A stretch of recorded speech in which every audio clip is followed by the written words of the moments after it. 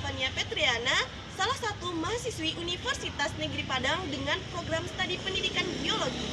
Nah, kali ini saya akan menampilkan sebuah video pembelajaran pada materi Plante dengan model pembelajaran problem-based learning. Nah, video ini merupakan tugas akhir saya pada mata kuliah micro teaching. Oke, selamat menonton. Jangan lupa like dan komennya ya. Dimohonkan kepada teman-teman semua memberikan kritik dan sarannya untuk membangun video ini di masa depan. See you, selamat menonton.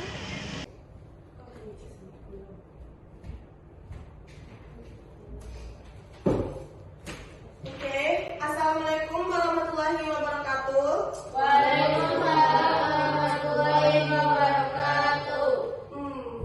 Bagaimana Anda semua kabarnya? Apakah baik? Baik, Bu. Apakah sudah sarapan semua? Belum. Oke, nanti silakan sarapan ya. Ya, Bu. Oke, sebelum memulai pelajaran, silakan ketua kelas memimpin doa terlebih dahulu. Baik, sebelum pembelajaran kita mulai, alangkah baiknya kita berdoa terlebih dahulu. Berdoa mulai. Selesai. Oke, baik. Terima kasih kepada ketua kelas yang telah memimpin doa. Baiklah. Oke, sebelum kita memulai pembelajaran hari ini, Ibu akan mengambil aksen. Dengarkan baik-baik aksennya ya.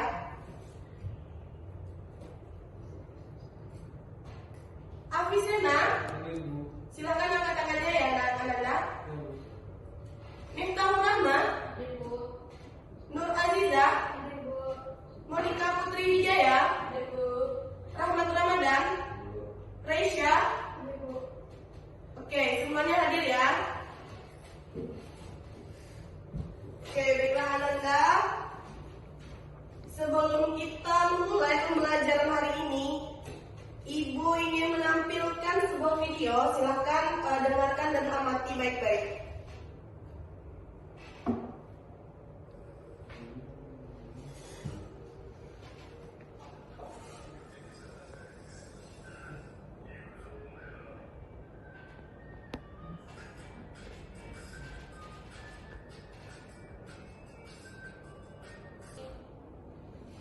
Oke, sekian videonya. Bagaimana Nanda? Apakah videonya menarik?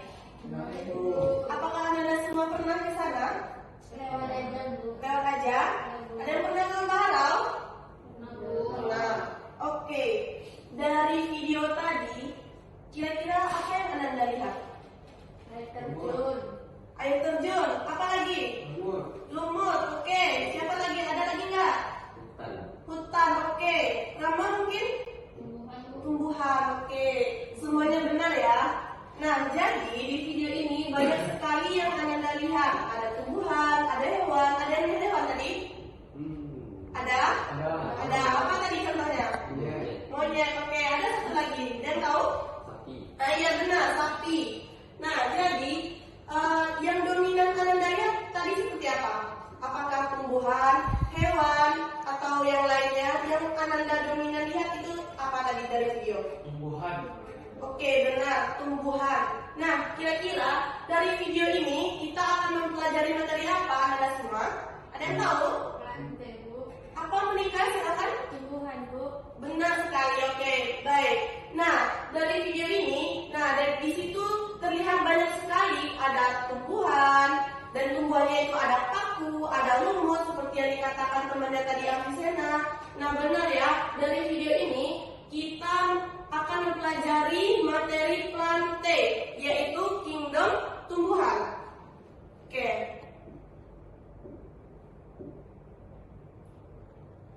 Nah, baiklah, sebelum mempelajari materi Plante, jadi Ibu ingin menjelaskan sedikit terlebih dahulu. Nah, kita akan mengenal 5 kingdom pada makhluk hidup. Siapa yang tahu ada 5 kingdom tersebut?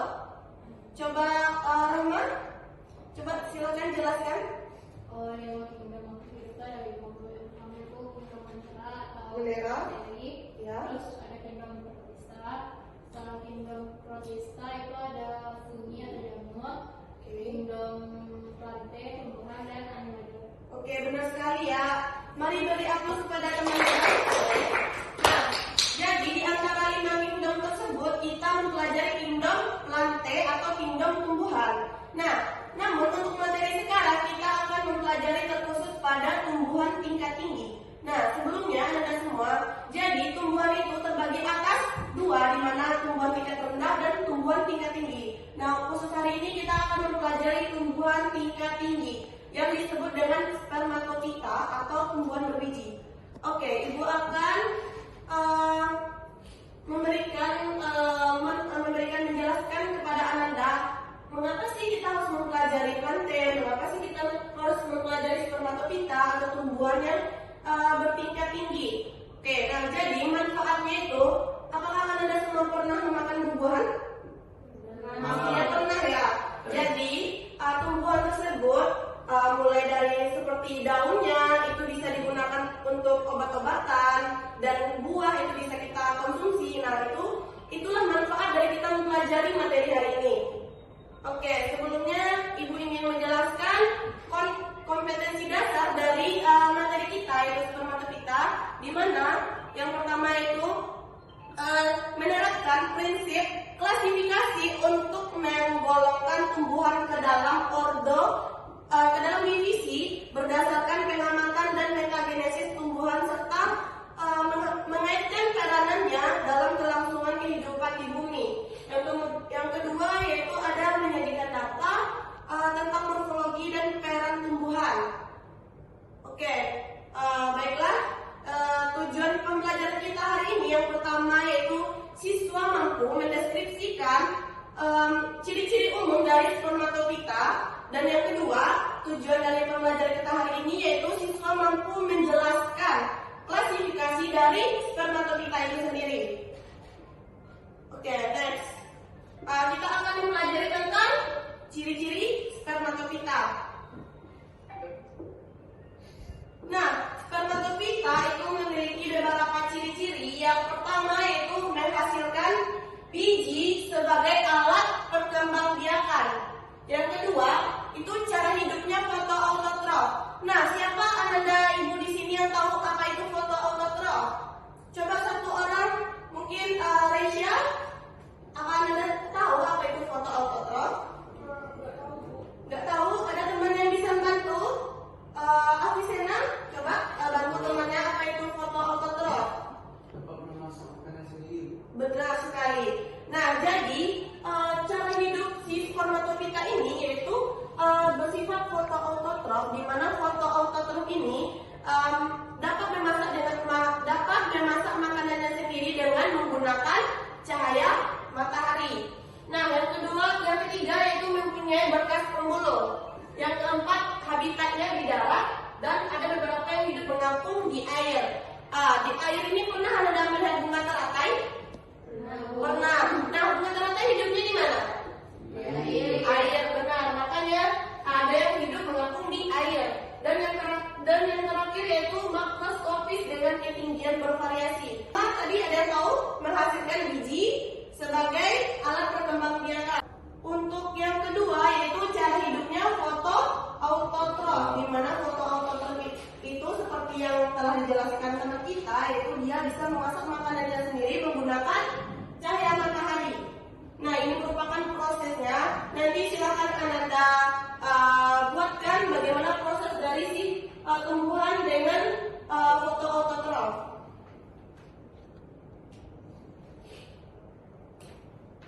Dan yang ketiga, di mana dia mempunyai ciri berkas pembuluh. Nah, silakan perhatikan.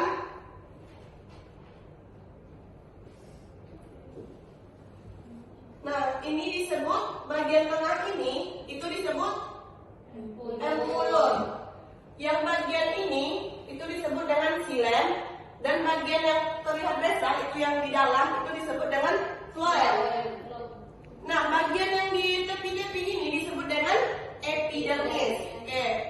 Nah, untuk selanjutnya bagian yang ini, bagian yang tengah-tengah ini, ada yang tahu? Disebut dengan korteks. Oke. Kita lanjut.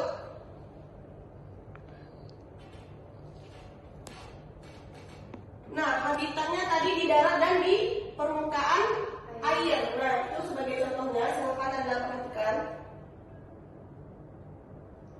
Oke, kita lanjut ke ciri-cirinya yang kelima, yaitu mikroskopis dengan ketinggian yang bervariasi. Jadi maksud di sini mikroskopis dengan ketinggian yang bervariasi itu di mana mikroskopis itu mempunyai daun yang kecil.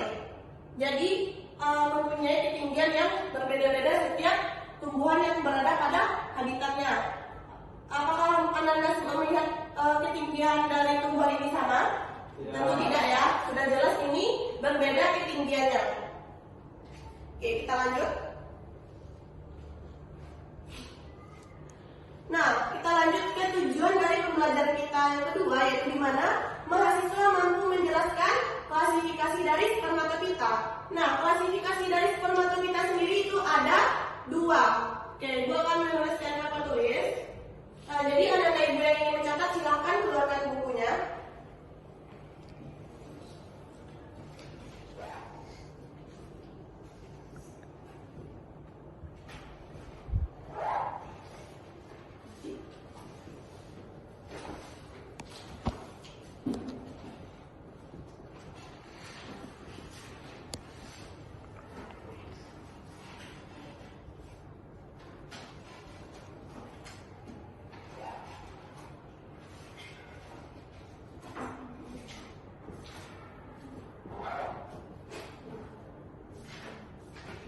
Oke, Nanda.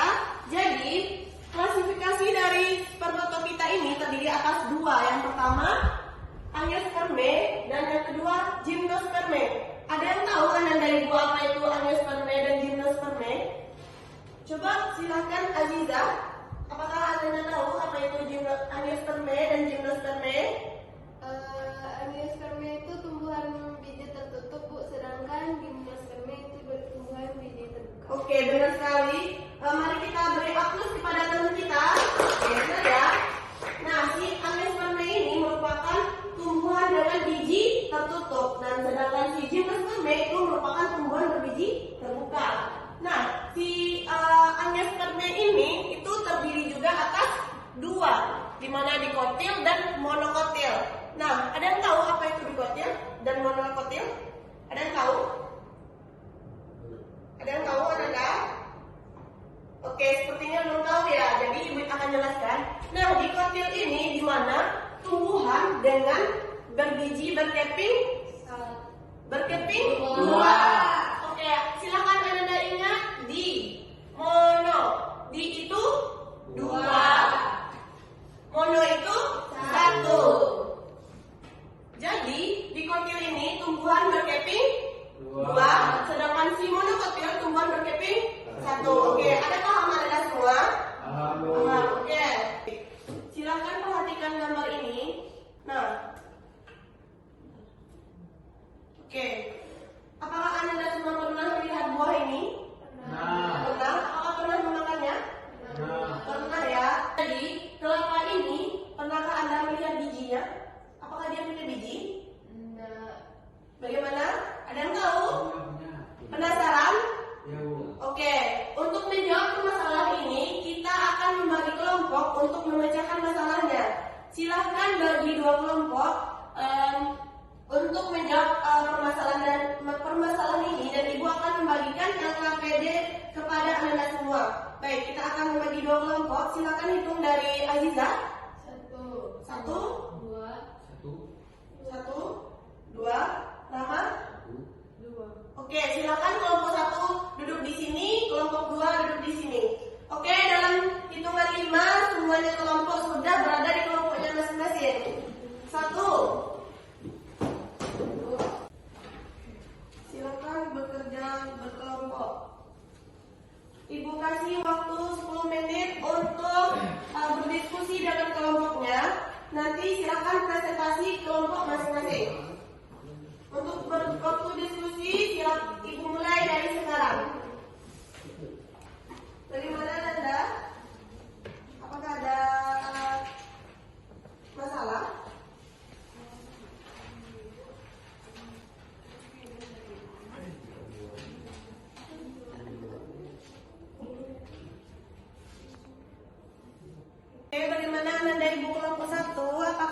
masalah? Tidak, Bu. Tidak. Oke, sudah berdiskusi. Sudah.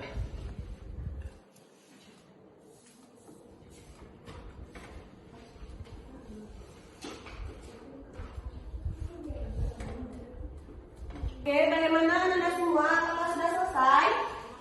Bentar lagi, Bu. Oke, waktunya 2 menit lagi ya. Ya, Bu. Oke, waktunya selesai. Silakan kelompok 1 presentasikan hasil diskusinya ke depan. Semua. Iya, semuanya tampil ke depan.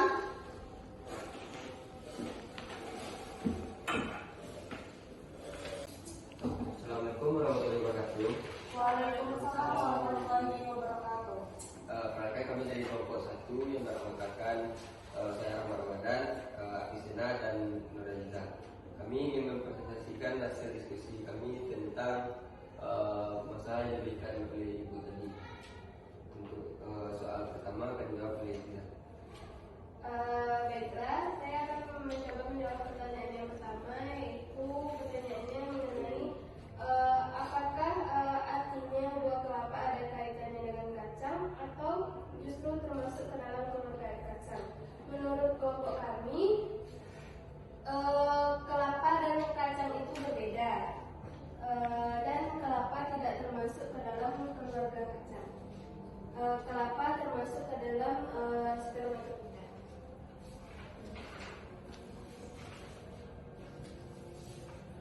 Baik, untuk selanjutnya saya akan menjelaskan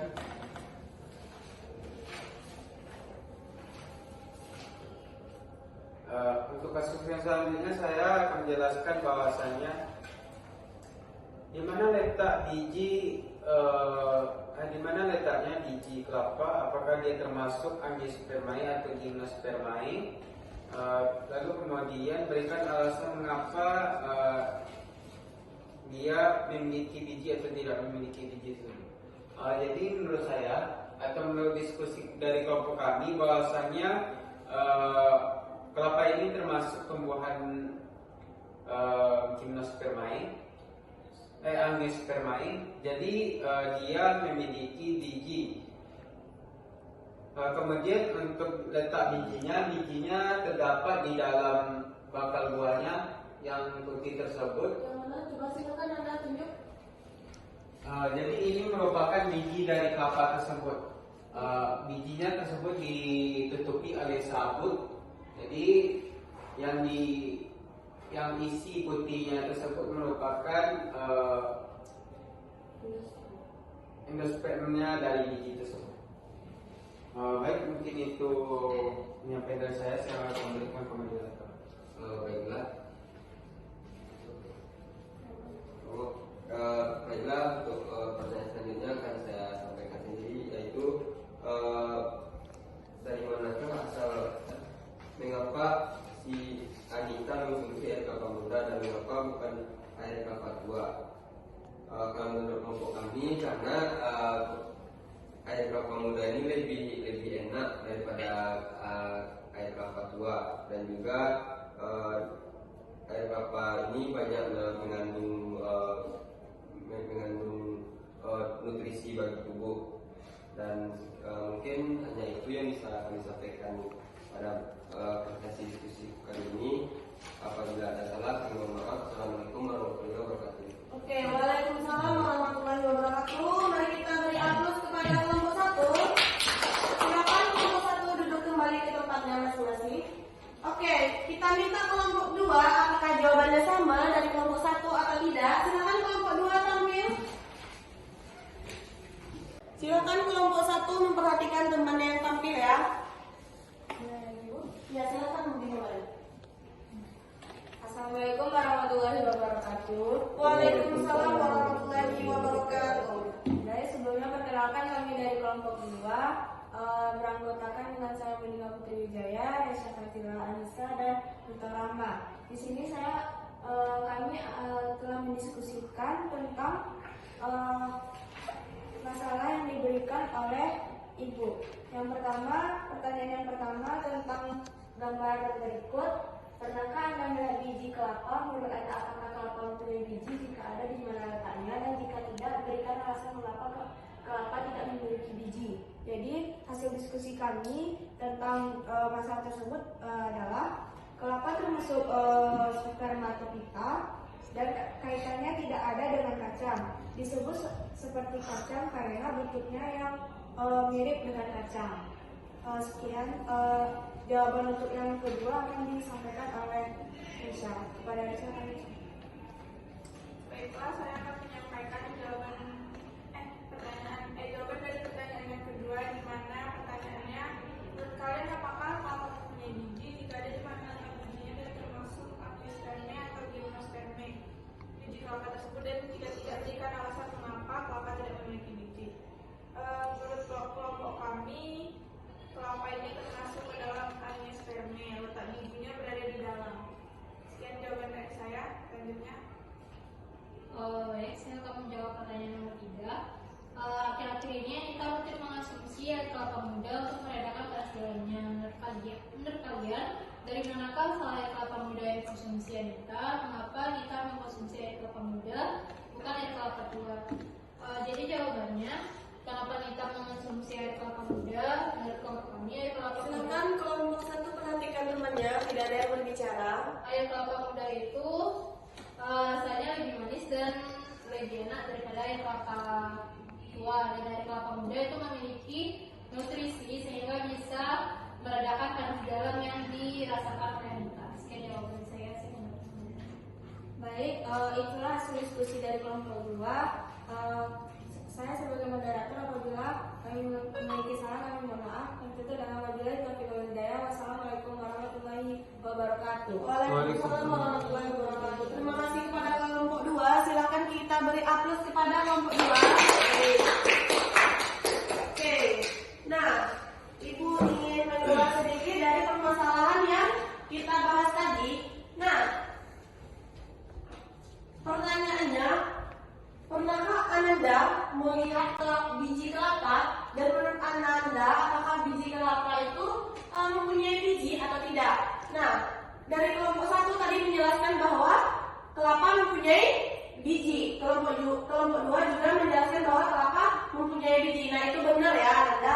Jadi, biji kelapa ini itu memiliki biji, di mana bijinya itu termasuk ke dalam biji yang angiospermae atau yang tertutup, di mana dapat kita lihat pada gambar. Nah, ini dari bentuk awal si kelapa. Kemudian jika kita buka atau kupas akan membentuk seperti ini. Nah, satu ini itu dinamakan biji kelapa. Oke, jadi yang ini apakah Anda semua pernah memakannya?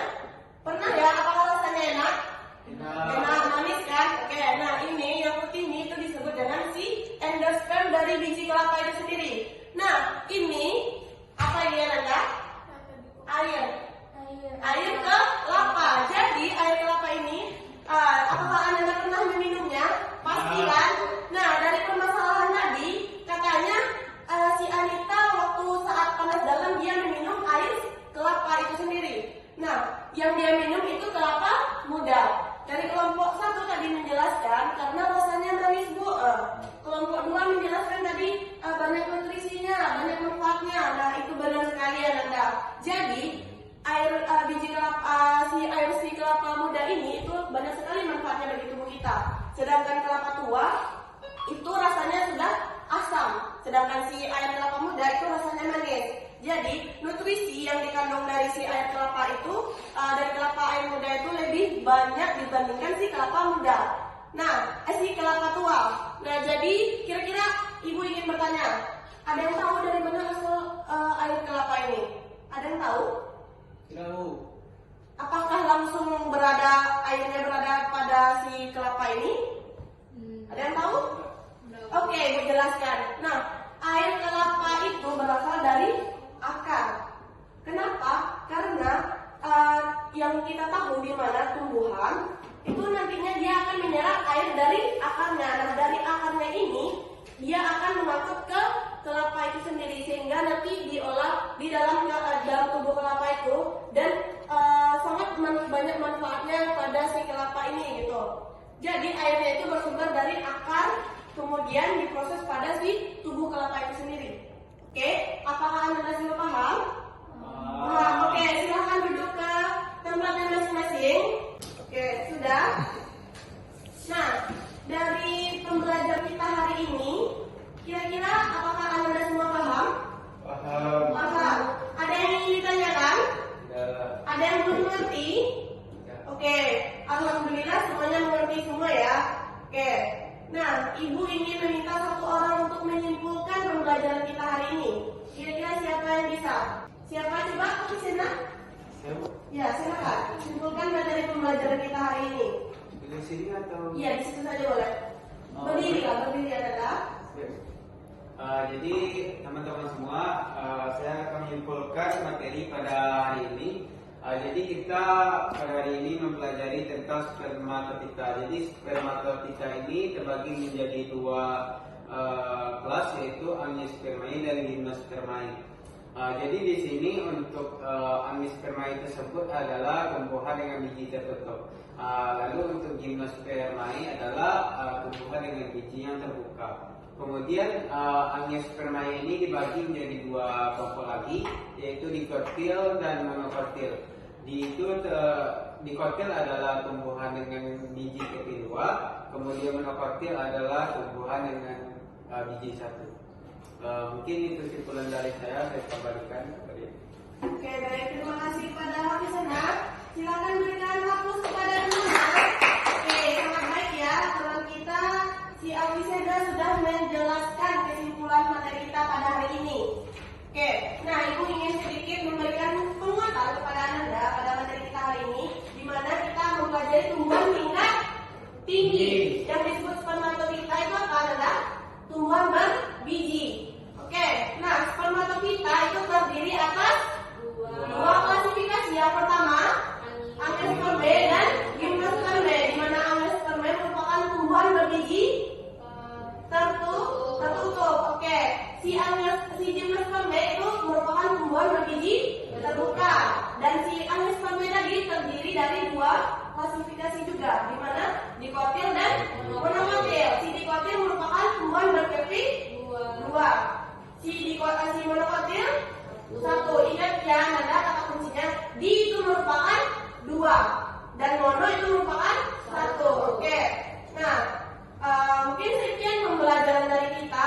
Sebelumnya Ibu mengucapkan terima kasih banyak kepada Anda yang sudah berpartisipasi sangat aktif pada pembelajaran kita hari ini, dan Ibu ingin mengapresiasi kelas ini. Kelas ini terlihat sangat bersih, dan jadi Ibu melihatnya senang melihat Anda dengan kelas yang bersih. Makanya pada awal pembelajaran tadi Ibu tidak mengomentari kelasnya karena kelasnya sudah terlihat bersih. Oke, silakan tepuk tangan untuk kelas ini. Sangat ya kelasnya, semoga dipertahankan kebersihan kelasnya. Oke, untuk tugas lanjutan itu nanti silakan dicatat Anda. Oke, tugasnya silakan amati gambar pada tumbuhan yang ada di lingkungan sekitar Anda. Silakan bikin struktur dari spermatopita itu sendiri dan sebutkan bagian-bagiannya. Oke, apakah sudah? Oke, baiklah. Untuk tugas minggu depan itu silakan Anda kumpulkan sebelum pembelajaran kita dimulai. Tidak ada yang mencontek. Silakan amati tumbuhan yang ada di sekitar lingkungannya, bikinkan struktur dan bagian-bagian tumbuhan yang Anda temui. Oke, ada paham Anda semua? Paham. Baiklah, terima kasih kepada Anda Ibu semua. Mungkin sekian pembelajaran